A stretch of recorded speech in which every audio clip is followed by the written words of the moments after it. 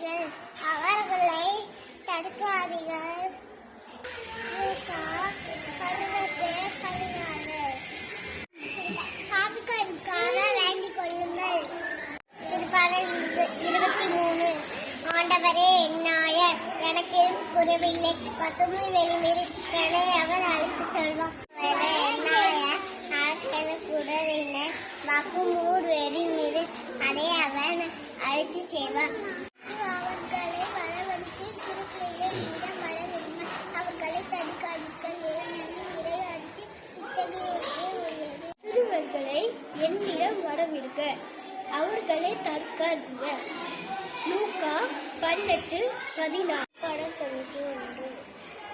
உங்களின் பாதுகாப்பு வாழ்பவர், எல்லாவரையும் முதலில் தங்கி இருப்பவர்.